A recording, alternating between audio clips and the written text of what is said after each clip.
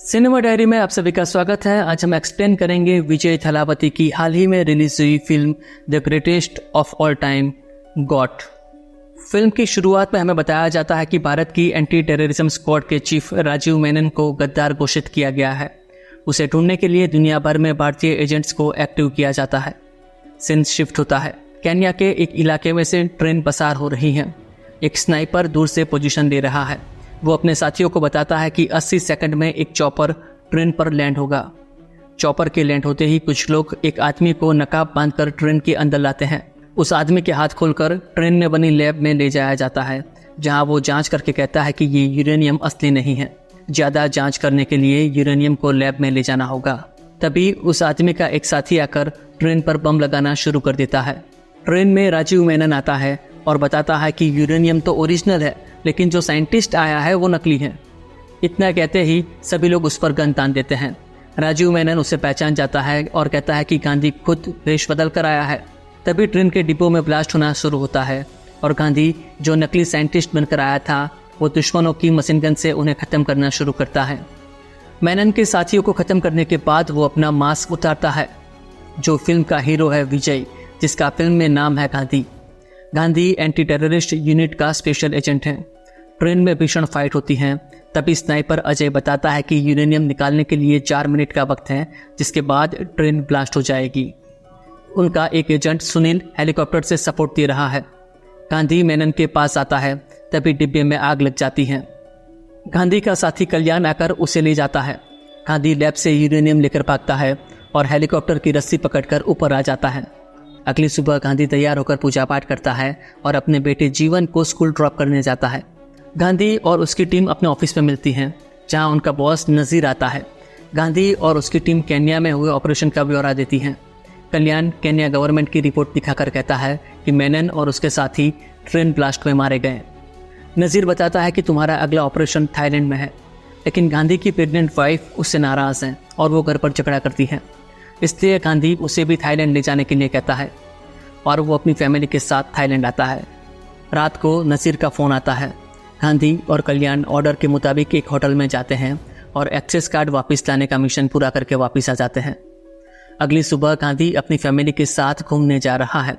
तभी कुछ गुंडे कार्स में आकर उनकी कार को घेर लेते हैं। ड्राइवर बाहर आता है, जिससे वे गोली मार देते हैं। गांधी कार लेकर भागता है। वो अपने बेटे जीवन और प्रेग्नेंट बीवी को एक शॉपिंग मॉल में ले जाकर छिपा देता है। वहाँ गुंडे आ जाते हैं। गुंडों के साथ गांधी की खतरनाक फाइट होती है। उसी दौरान गांधी की पत्नी को लेबर पेन शुरू होता है। गुंडों को ख़त्म करके गांधी एम्बुलेंस में अपनी बीवी को अस्पताल ले जाता है। गांधी का ये रूप देखकर उसकी बीवी काफ़ी परेशान है और वो सच बता देता है कि उसने फिर से एंटी टेररिस्ट स्क्वाड में जॉब शुरू कर दी है। गांधी और उसका बेटा जीवन अस्पताल में है। तभी एक लेडी गांधी को अस्पताल की फॉर्मेलिटी पूरा करने के लिए बुलाती है। गांधी अपने बेटे को वहीं सोफे पर बिठा कर जाता है, लेकिन जब वो फॉर्म पर साइन करके वापस आता है तब वहाँ उसका बेटा नहीं होता। गांधी पूरे अस्पताल में अपने बेटे को ढूंढता है। पुलिस को इन्फॉर्म करता है। सीसीटीवी कैमरे में दिखाई देता है कि एक लेडी गांधी के बेटे जीवन को लेकर एक कार में जा रही है। गांधी नंबर प्लेट देखता है और पीछा करने के लिए कहता है। तभी पुलिस को एक कार के एक्सीडेंट का मैसेज आता है। पुलिस गांधी को लेकर वहां जाती है। जिस कार में वो लेडी जीवन को लेकर भाग रही थी, उस कार का एक्सीडेंट हुआ है, जिसमें गांधी के बेटे जीवन की मौत हो चुकी है। गांधी टूट जाता है। वो अस्पताल आता है और अपनी बीबी के सामने फूट फूट कर रोता है। वो जीवन की खबर देता है। तभी डॉक्टर उनकी बेटी उन्हें देते हैं। इस ट्रेजेडी से दोनों टूट जाते हैं। इस घटना को कई साल बीत जाते हैं। गांधी की बेटी बड़ी हो जाती है, लेकिन गांधी और उसकी पत्नी के बीच अभी भी सब कुछ ठीक नहीं है। वो अभी भी जीवन की मौत के लिए गांधी को जिम्मेदार मानती है। गांधी अब एयरपोर्ट पर इमिग्रेशन डिपार्टमेंट में ड्यूटी कर रहा है, जहां उसे उसके बॉस नज़ीर मिल जाते हैं। शाम को एटीएस की पूरी टीम फिर से इकट्ठा होती है।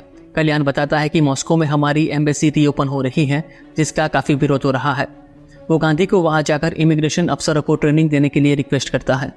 गांधी मान जाता है और मॉस्को जाता है, जहां उसका साथी बताता है कि रशियन सरकार हमें सपोर्ट कर रही है, लेकिन एक ग्रुप एम्बेसी खोलने के खिलाफ है।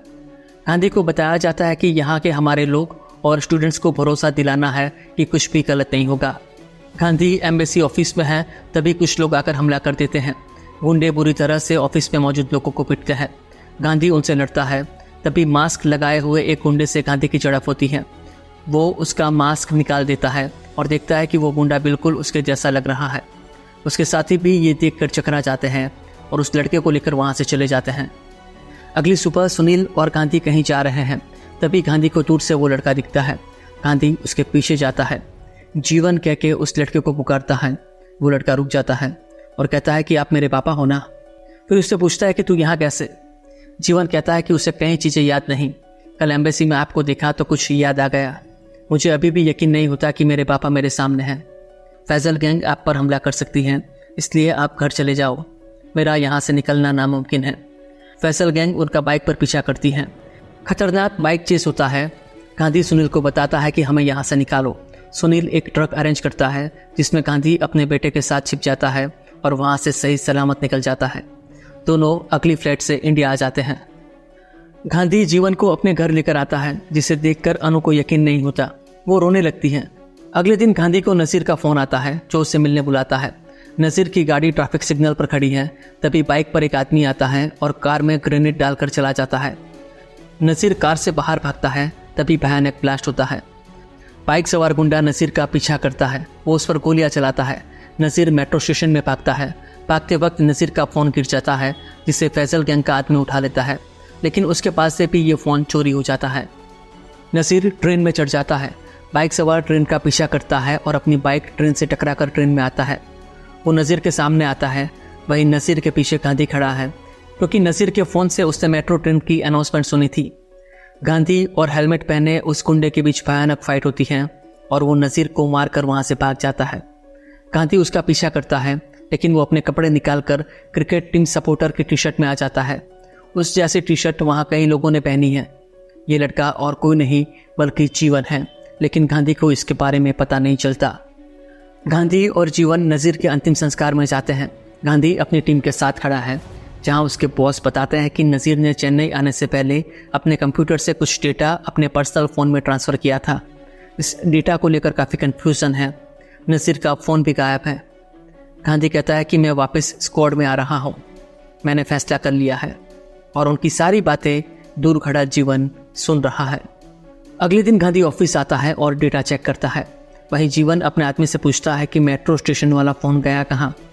गांधी अपनी टीम से कहता है कि वो फ़ोन बेहद ज़रूरी है, पहले फ़ोन ढूंढो। नसीर का कंप्यूटर भी करप्ट हो चुका है और कोई भी डेटा रिकवर नहीं हो रहा।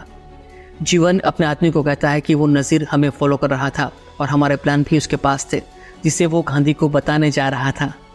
तभी जीवन को मेनन का फ़ोन आता है, जिसे वो पापा कहता है और बताता है कि पापा सब प्लान के हिसाब से चल रहा है। फिल्म फ्लैशबैक में जाती है। हम पहला सीन देखते हैं। ट्रेन में मेनन अपने परिवार के साथ सफ़र कर रहा था, जिसे बम से गांधी और उसकी टीम ने उड़ा दिया था। जिसके बाद मेनन गांधी के बेटे को अगवा करने का प्लान बनाता है। जब गांधी फैमिली के साथ थाईलैंड आता है, तब वो जीवन को किडनैप कर लेता है। एक्सीडेंट एक नाटक था। वो लेडी जीवन को अगवा करके मेनन के पास आती है। तब मेनन उसे सहारा देता है और उसे अपने बेटे की तरह पालता है। मेनन कहता है कि अब से मैं तेरा बाप हूँ, और उसका नाम संजय रखता है।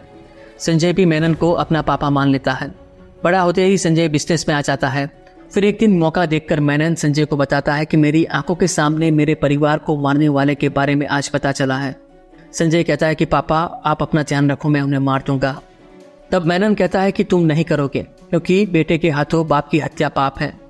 जिसने मुझे बर्बाद कर दिया, देश से निकलवाया, वो कोई और नहीं बल्कि गांधी है, जो तेरा बायोलॉजिकल फादर है। ये सुनकर संजय भी शॉक हो जाता है। मेनन कहता है कि अपने दुश्मन से बदला लेने के लिए मैंने जिस बच्चे को गोद लेकर पाला, वही मेरे दुश्मन का बेटा निकला, इसलिए मरने के अलावा मेरे पास और कोई चारा नहीं है। तब संजय कहता है कि पापा ये सब क्या कह रहे हो, मैं तो उसको मारने के बारे में सोच रहा था। संजय बताता है कि मुझे उसका चेहरा तक याद नहीं है और सिर्फ तुम मेरे पिता हो और कोई नहीं।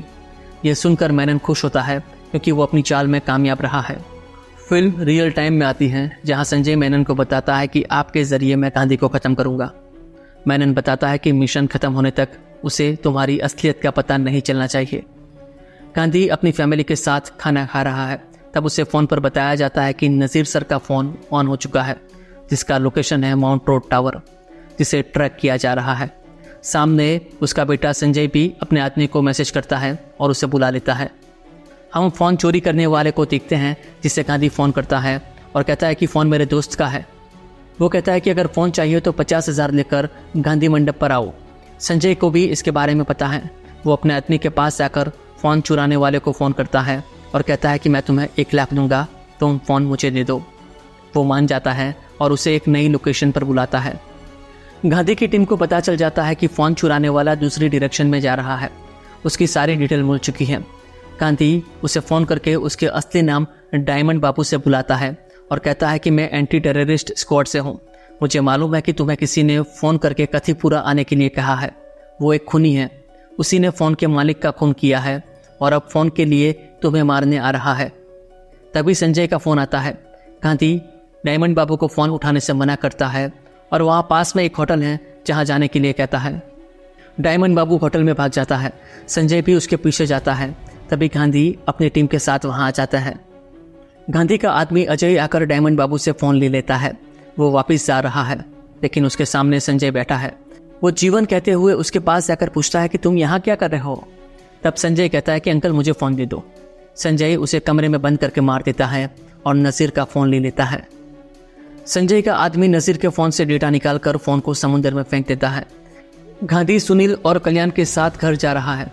तभी उसे फ़ोन आता है। उसका आदमी बताता है कि हार्बर पुलिस ने मोस्ट वांटेड अब्दुल को अरेस्ट किया है। वे तीनों हार्बर जाते हैं। संजय फ़ोन पर अपने आदमी से पूछता है कि शिप आ चुकी है क्या। तब उसका आदमी बताता है कि शिप आ चुकी है, लेकिन अभी तक कोई बाहर नहीं आया। गांधी अपने बेटे जीवन को फ़ोन करके बताता है कि तेरे मॉस्को गैंग का एक आदमी हार्बर पर पकड़ा गया है। तो टेंशन मत लेना, तुझे इसलिए बता रहा हूँ ताकि तू होशियार रहे और सेफ्टी के लिए घर पर ही रहना। दूसरी ओर हम हार्बर पर मैनन को भी देखते हैं।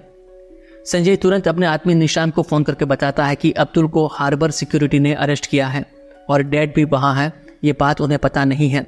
अगर गांधी वहाँ पहुँच गया तो वो डैड को पहचान लेगा। निशान कहता है कि मैं उन्हें बचा नहीं सकता, गांधी अभी भी रास्ते में है। तभी सुनील के फ़ोन पर वीडियो कॉल आता है। उसकी बेटी श्रीनिधि को संजय ने किडनैप किया है। वो श्रीनिधि का चेहरा दिखाकर कहता है कि 5 मिनट में हार्बर में जिसे अरेस्ट किया है उसे छोड़ दो, वरना मैं श्रीनिधि को मार दूंगा। सुनील डर जाता है। कल्याण भी कहता है कि हम उन्हें छोड़ देते हैं और श्रीनिधि को बचाने जाते हैं। संजय फिर से फ़ोन करके धमकी देता है। कल्याण हार्बर पुलिस को फ़ोन करके अब्दुल और बाकी लोगों को रिलीज़ करने के लिए कहता है। गांधी, सुनील और कल्याण श्रीनिधि को छिपाया है वहाँ जाते हैं और अलग अलग दिशा में ढूंढते हैं। संजय श्रीनिधि को बेरहमी से मारकर भाग जाता है। तभी कल्याण श्रीनिधि को ढूंढते हुए उसके पास आता है। उसकी सांसें चल रही हैं। वो जीवन का नाम बता देती है। तब कल्याण कहता है कि तुमने जीवन से वादा किया था कि तुम किसी को नहीं बताओगी, और फिर वो श्रीनिधि का गला घोंटकर उसे मार देता है। कल्याण भी मेनन से मिला हुआ है। उसी ने मेनन के साथ मिलकर गांधी को फंसाया है। नज़ीर की मौत के लिए भी वही जिम्मेदार है। अगले सीन में हम डायमंड बाबू को देखते हैं, जो संजय के आदमी शाजिम को होटल में देखता है, जिसके पास से उसने नज़ीर का फ़ोन चुराया था। वो गांधी को फ़ोन करके उसके बारे में बताता है।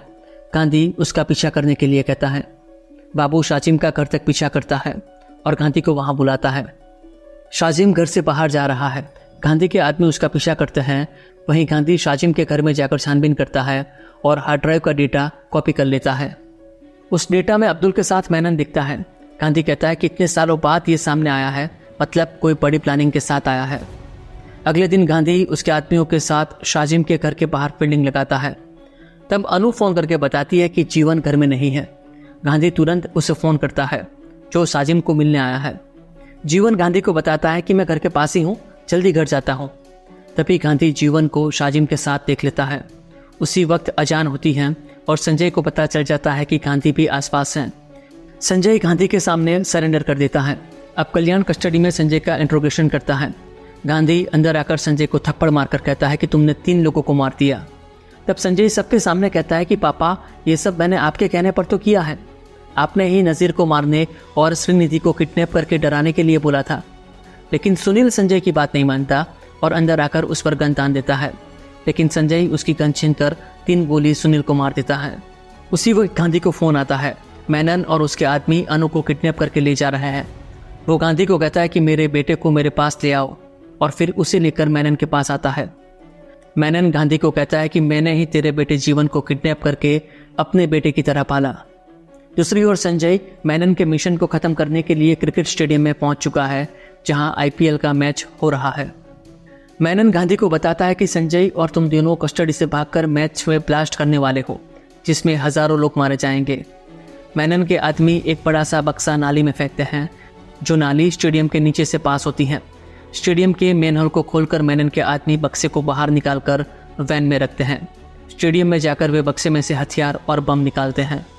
मेनन कहता है कि बदला लेने का प्लान मेरा था, बाकी सब कुछ तेरे बेटे ने किया है। मेनन वहाँ से जा रहा है, तब गांधी कहता है कि तुझे क्या लगा तू ऐसे ही भाग जाएगा। गांधी के आदमी वहाँ आ चुके हैं।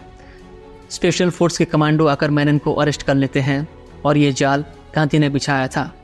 शाचिम के घर से जो डेटा मिला था उससे गांधी ने ये सब प्लानिंग की थी और मेनन का प्लान उसके मुंह से उगलवा लिया। संजय स्टेडियम के कमेंट्री बॉक्स पे आता है। कमेंटेटर्स की फैमिली को भी संजय ने किडनैप कर लिया है। संजय कमेंट्री बॉक्स में आकर बम एक्टिवेट करता है और स्टेडियम के सारे गेट बंद करवा देता है। अब संजय फिरौती की मांग करता है और कहता है कि अगर पैसा आया तो भी बम ब्लास्ट करके पब्लिक के साथ भाग जाएंगे, नाम गांधी का आएगा। तब वॉकी टॉकी पर जवाब आता है कि पैसा नहीं आया तो क्या करेगा, और तब गांधी वहां मेनन के साथ आता है।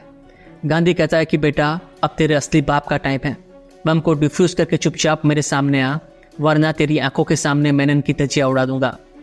मेनन कहता है कि संजय मेरे बारे में मत सोचो, बम को एक्टिवेट कर दो। संजय बम ब्लास्ट करने जाता है, लेकिन डिटोनेटर गांधी का आदमी लेकर भाग चुका है। जो डिटोनेटर लेकर भागा है वो संजय का मामा है। वो स्टेडियम में भागता है। संजय के आदमी उसका पीछा कर रहे हैं। तब वो मैच देखने आई गांधी की बेटी जीविका को डिटोनेटर देखकर गांधी के पास आ जाता है। गांधी जीविका के पास आता है, उसके पीछे संजय भी आता है। संजय को पता है कि डिटोनेटर जीविका के पास है और वो स्टेडियम की छत की ओर भागती है। संजय उसका पीछा करके उसे पकड़ लेता है। गांधी भी बाइक लेकर वहां आता है। दोनों के बीच भीषण फाइट होती है। उस दौरान संजय उठकर जीविका को पकड़ लेता है और कहता है कि अपनी बेटी चाहिए तो डिटोनेटर मुझे दो। तब जीविका संजय को धक्का मार देती है और गांधी अपनी गन निकालकर संजय के सिर में गोली मार देता है। और इसी के साथ ये शानदार फिल्म समाप्त हो जाती है। दोस्तों, फिल्म का एक्सप्लेनेशन कैसा लगा कमेंट करके ज़रूर बताइए और सिनेमा डायरी को सब्सक्राइब कीजिए।